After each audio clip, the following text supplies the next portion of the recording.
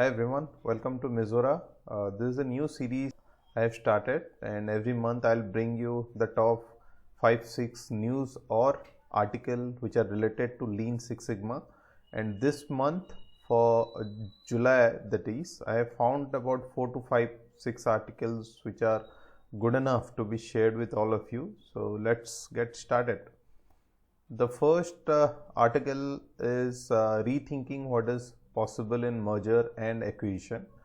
Now, the interesting part of why I'm sharing this is very few people might able to relate Six Sigma with merger and acquisition.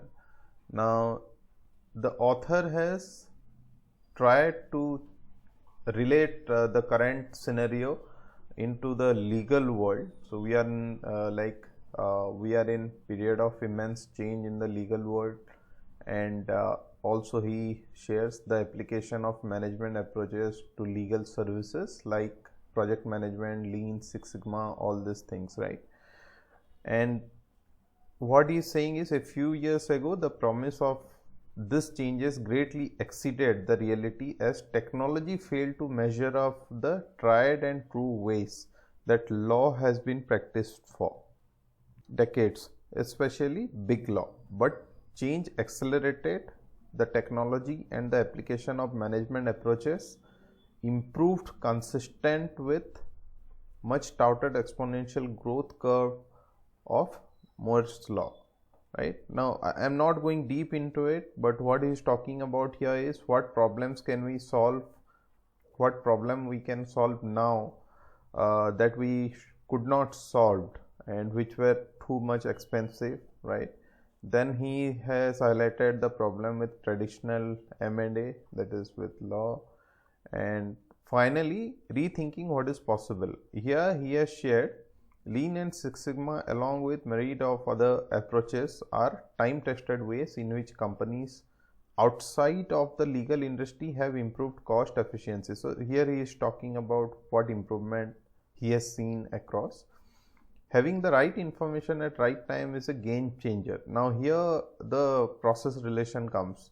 Once we have mapped the process, which is the process mapping flowchart, which are the simplest of tools, we can identify the information we need at the perfect time to be most efficient at each phase. For example, we developed a basic external diligence report we run on target companies at the outset of each engagement to identify key issues to make the first meeting of the team more efficient, right? So this is essentially a law firm when they meet their client for the first time, right? Lots of due diligence has to be go, and thereby in Six Sigma, in respect to Six Sigma, we can say that opportunity for defects are very high, right? The next is making cost more predictable. Under this he has written, a thorough process map helps educate the legal team on best practices to avoid waste, right? Rethinking success will not discuss. And the last part is use process improvement and technology to capture the process. So one thought process what the author is suggesting here is use process improvement technology to use process improvement or Six Sigma methodology to map the process first, use Lean to remove the waste, and then use technology to capture the process, because if you cannot capture the process, you may not able to evaluate it, and then there is no benefit of it, right? So that's a good point the author has shared here. Let's go to the second article. Now this article is, though it seems very basic, lean on the lean manufacturing basics, but I still thought to share with all of you. Here the article talks about what we all are going through in the pandemic, regardless of the size of your company or the focus of industry, you have had to and probably will continue to change and adapt. So this is talking about the pandemic. Then Lean manufacturing and Six Sigma are both philosophy and collection methods and tools to run business. This is he's defining the article is defining the Six Sigma broadly. Now the question I wanted to share with all of you is this one: improvement is still relevant, right? did business change so drastically that Lean and Six Sigma are no longer relevant? And this question I come across often when people ask me whether it is still relevant or not, right? Then he has talked about the benefits of Lean and Six Sigma. Employees who understand Lean will serve you well in immediate future. Instead of only few people dictating how process will be executed, everyone from all levels of the company has something to contribute, right?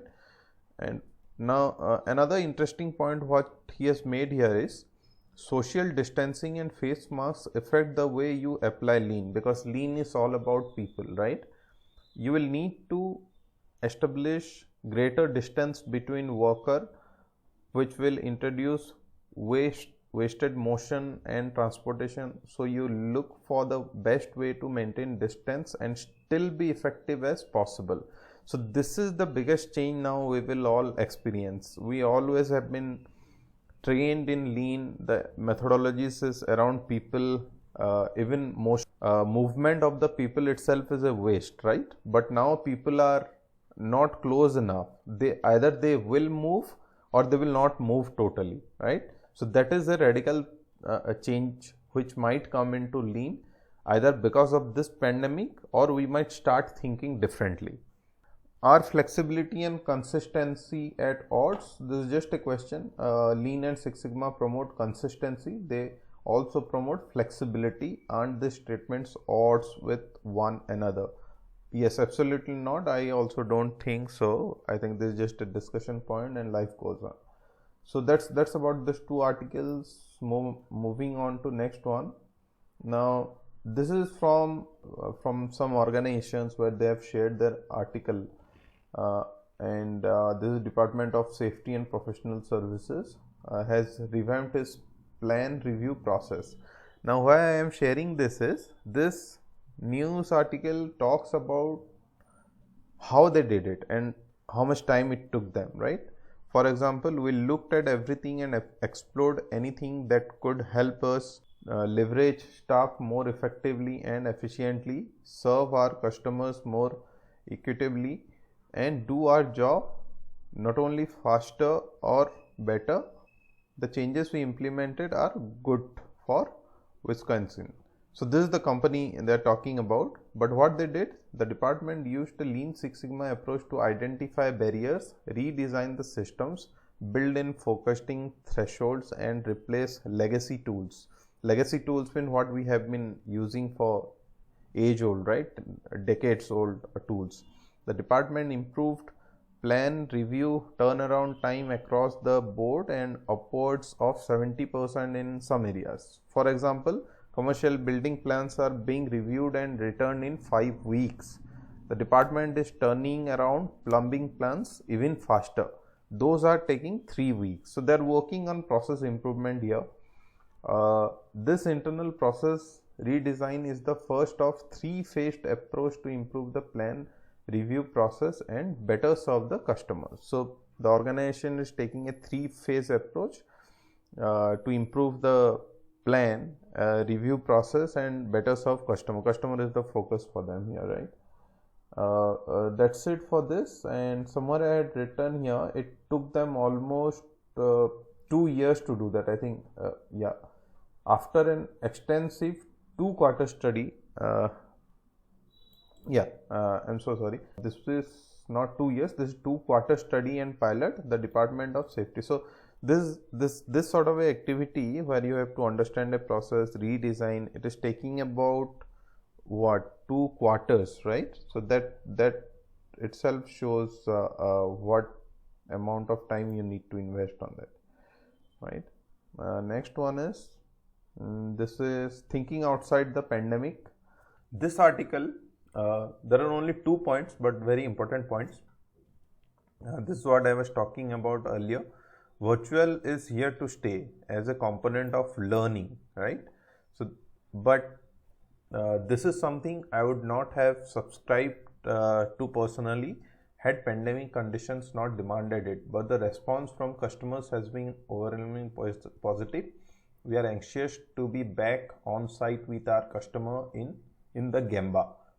Now, this is one of the most important area in Six Sigma and process mapping, right? When we do a Gemba, we live the process, and with social distancing, with the pandemic, so many things have changed. So this needs a revision. I'm sure this needs a revision. How do we do it now?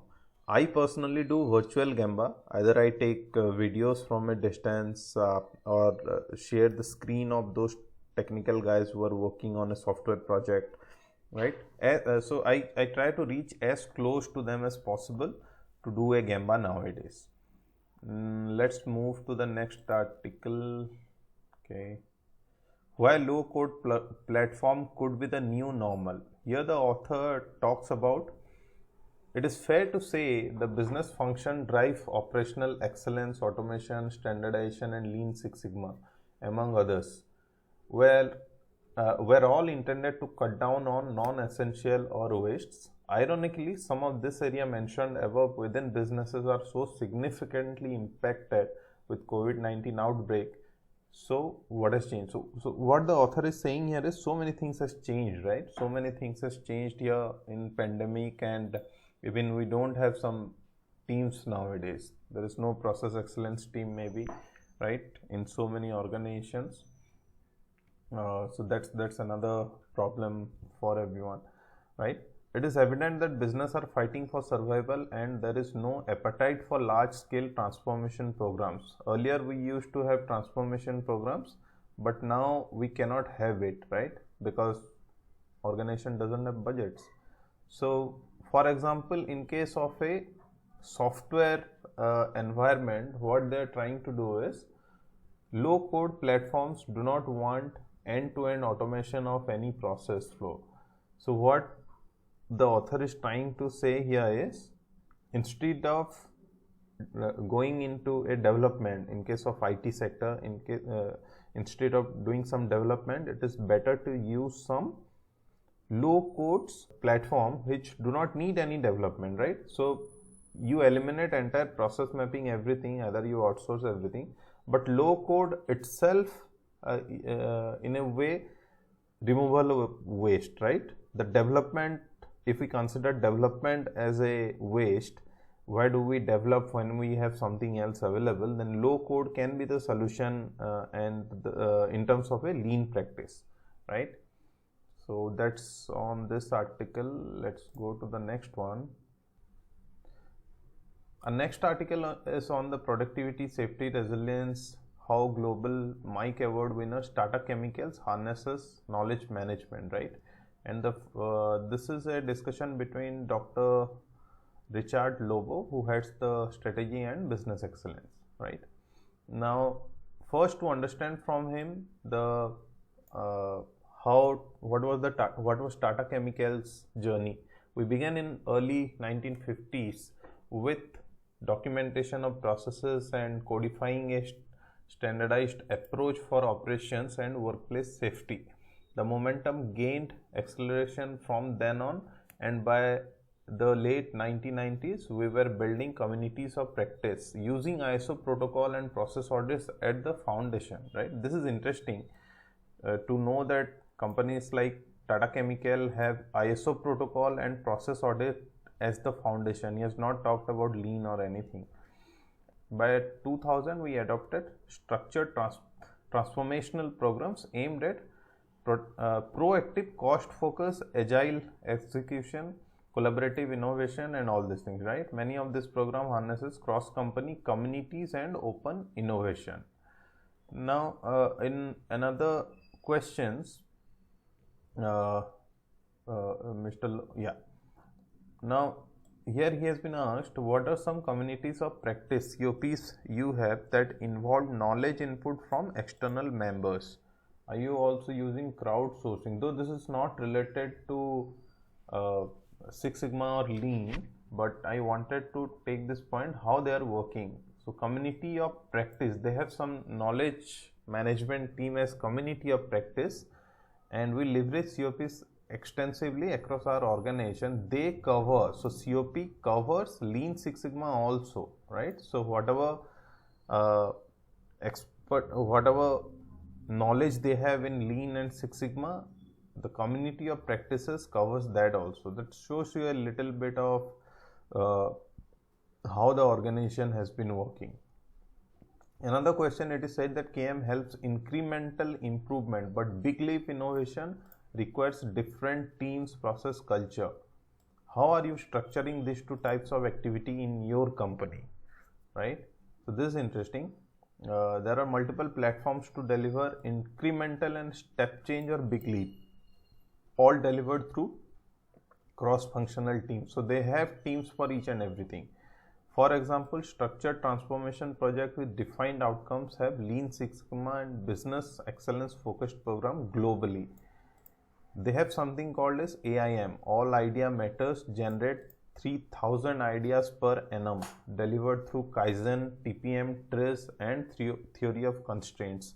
So they have everything actually, theory of constraints, TPM, Kaizen, Lean, Six Sigma, everything. You talk about anything, they have it, right? And now a culture of innovation leads to innovations in products and services delivered through R&D stage, gate frameworks and design thinking. AI and IoT also plays a role here, right? So that's it for the process in this process related information from this article, right? Now the next one is how innovative technology can improve voice of the customer. Very interesting.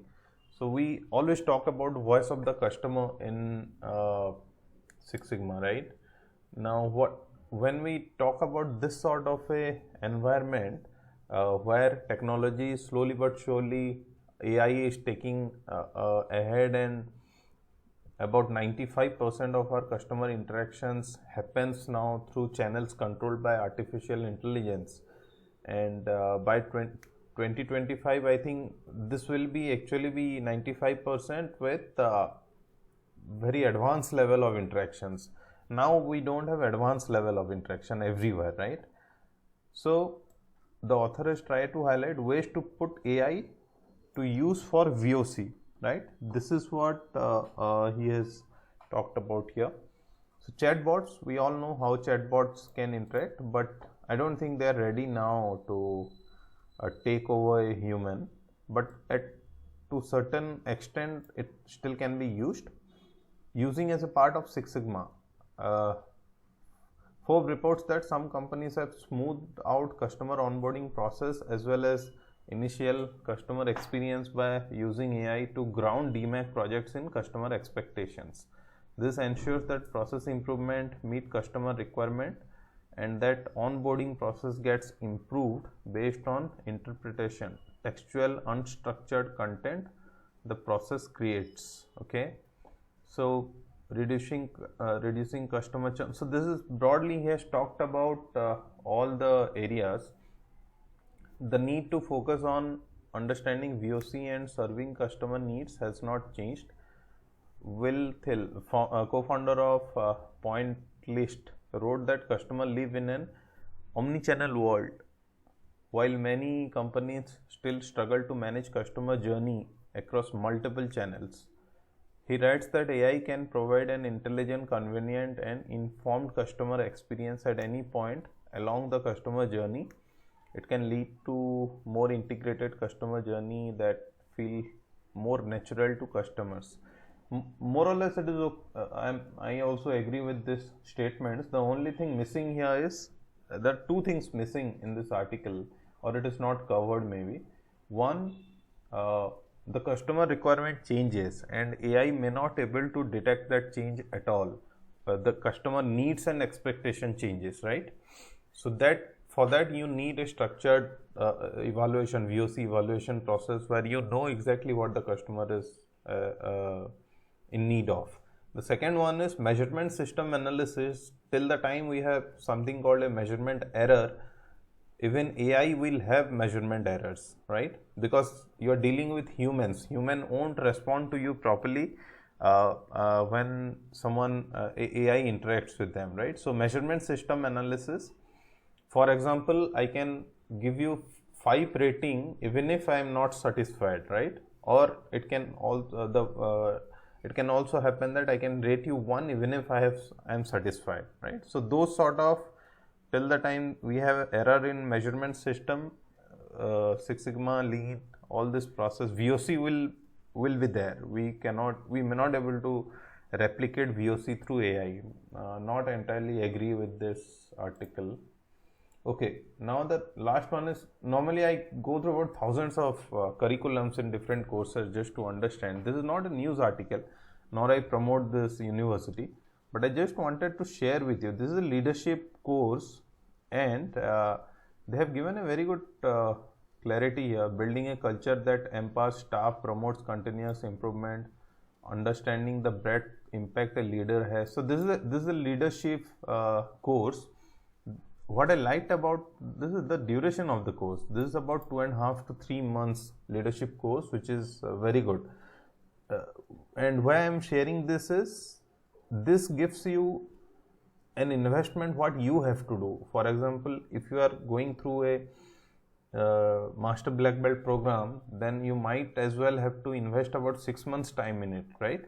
It cannot happen in 2, 3, 4, 5 or even 20 days of training. So that's it, guys. We will connect again in next month. I'll come back with some more interesting news related to Lean and Six Sigma. Thanks a lot.